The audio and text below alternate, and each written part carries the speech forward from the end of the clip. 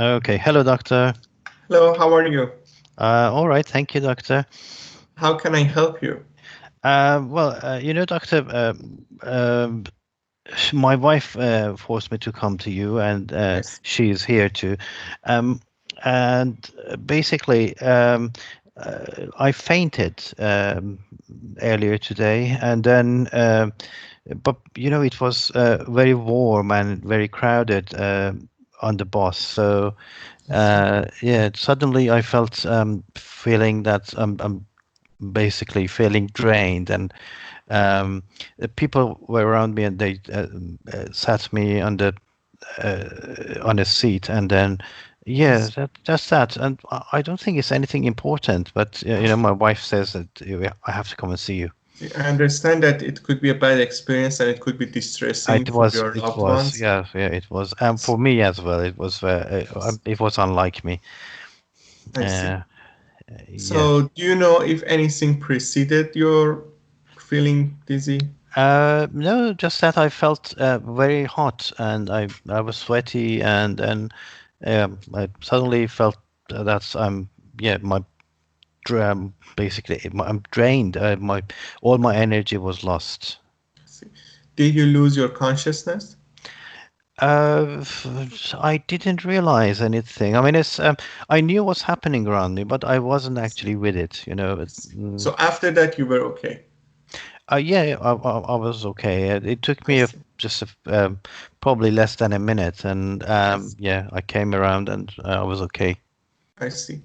Did you had any problem with your with a bowel movement at the same time? No, no, no, I wasn't. No, What uh, about urination? no, I wasn't incontinent. No, Did you uh, bite your tongue during this episode? no, that wasn't. No. So I see that you just fainted and you feel that it was because of the weather was hot and you didn't have any other symptoms. Is there anything else that you can add to that? No, that's it really. Yes. So what about your exercise? Do you exercise often? Yes, yeah, I go for a walk every now and again. I live a very healthy life, like that. Oh, really? I'm a vegan. I see. Don't eat any dairy or any meat. We eat very healthily, and yeah, exercise every day. So yeah, I it's see. well, Do you, yeah. did you have this problem before, or was it the first time? I know it's never happened to me. No. So, do you think it's possible that it's another reason besides just the being in a hot Mm, frame? I, yeah, now that you're saying that, I think the night before I had a couple of bowel movements. I sometimes get this diarrhea, but it wasn't too bad, and it happens occasionally. Mm, so yeah, but nothing else really. Do you have pain with your diarrhea usually? I know it's not painful. No, it's just I think it's because of too much fiber, basically. I see. I see. So it is possible that because you're having a very strict diet and you're trying to stay healthy, it happens that people with vegan diet they do not consume some of the foods enough, like tofu or nuts, like some types of proteins, because you're not getting protein from meat or dairy products. So it's possible that you could be lacking some nutrients and also the Uh, I don't think so, Doctor. Yeah, we have a very good balanced diet, and yeah, yeah, I and we understand. yeah, Yeah. yes. But anyway, we want to be sure of that. That's a possibility that we don't want to miss. So we can do some blood tests for you. We can check you for anemia, for your iron levels, and also your electrolytes to see everything is in balance. And after that, we Mm. can decide if your current diet is good for you or you need to make any changes to it. Mm. I don't think that is necessary, Doctor. It's my wife forces me to do that. I see. I see. Uh, Do you, um, I see. Do you think we can know for sure without doing tests? Uh, okay. Okay. Good.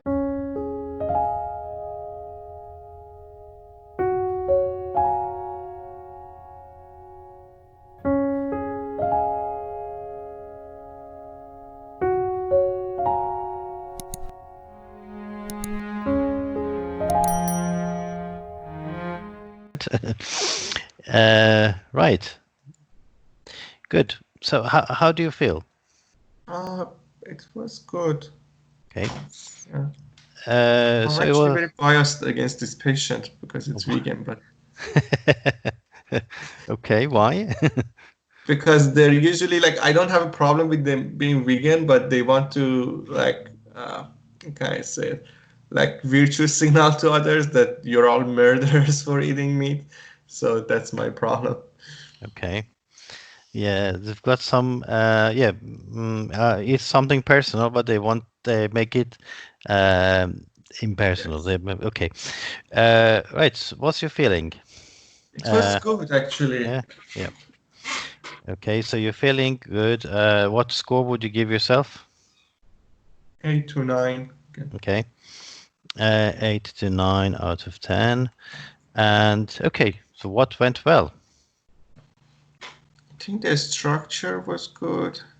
Hmm? I tried to make rapport with. I didn't know if I can talk to patients like a spouse, so I didn't don't know that. But I tried to say that I understand that could be like it's distressing for her, even if the patient doesn't like feel the same. Mm-hmm. But I also said that it could be a bad experience for the patient. Mm-hmm. So I think I did the report. And info gathering, I think I asked enough questions. Mm-hmm. I think I asked most of the questions. And I also like I asked about the exercise, but my next question would have been the diet. Mm-hmm. So I would have asked that too. Well, I And volunteered and I explained that. yeah, yeah. Okay. And I think it was good with expectation. Could have asked more directly about it.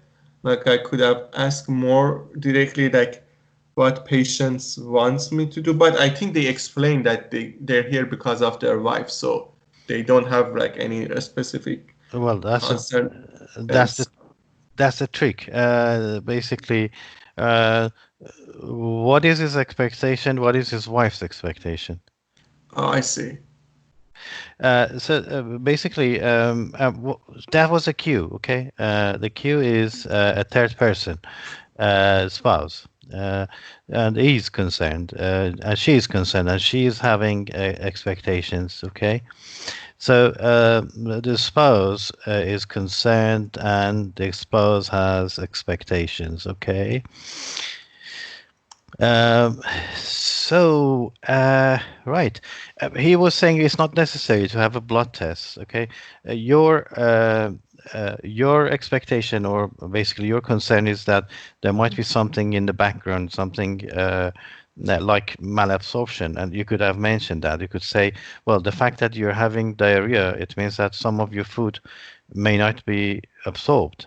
Yes, the fact that you're eating a balanced diet, that's very good, but we don't know how much of it is absorbed. Mm. Right. So uh, the cue is the spouse, because basically you say, so what is it that you're concerned about? And he says, nothing. Uh, so why are you here? Because of my wife. Okay, so what you can do is either say, why is she concerned? So you can ask the patient. Uh, we don't, we don't, we shouldn't address the spouse because the spouse is not our patient. But you can ask him. If he says, well, I don't know, ask her. Then you ask her, what are you concerned about?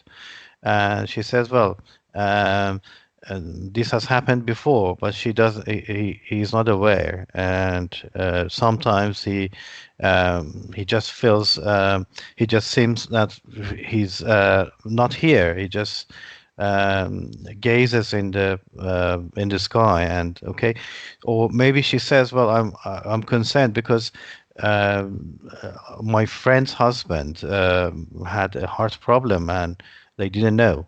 Okay, so basically you can ask, so what is the concern? So what are you worried about? And then he says, I don't know. And you ask the wife. Uh, the expectation, he expects you to say that there's no problem with you. Okay, I see. and because he says, you see, listen, there was another uh, cue, force. She said, my spouse forced me to come here. Okay, okay, so or insisted. So basically, he says, I don't want to come. It's my wife. So it means that the wife has an expectation, and then you can say, okay, so what do you think we could do?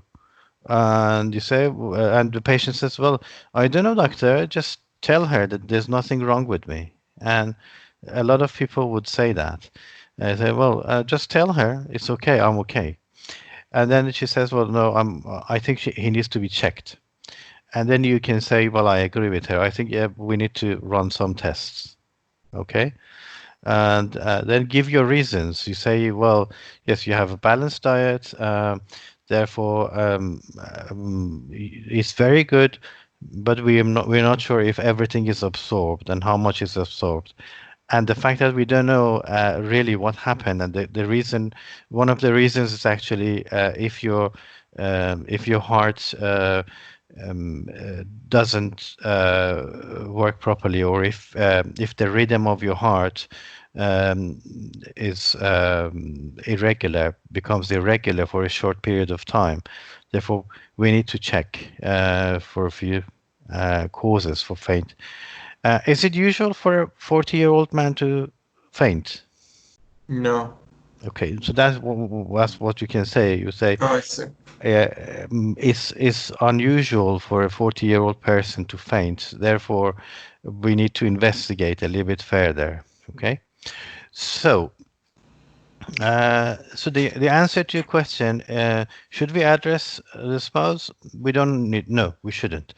But when the concern and expectation, there is an idea, concern, expectation there. You ask your patient to say, okay, so why are you here? So what worries you? He says, well, nothing. It's my wife. Ask her. If the wife is not there, then he could say, well, yeah, it's my wife. She just said that she thinks there's something wrong with me. And then you can explore and say, what do you mean by something wrong? Well, she says this has happened before, or she believes that it might be something to do with my heart. Okay. And then, okay, so what do you think we could do?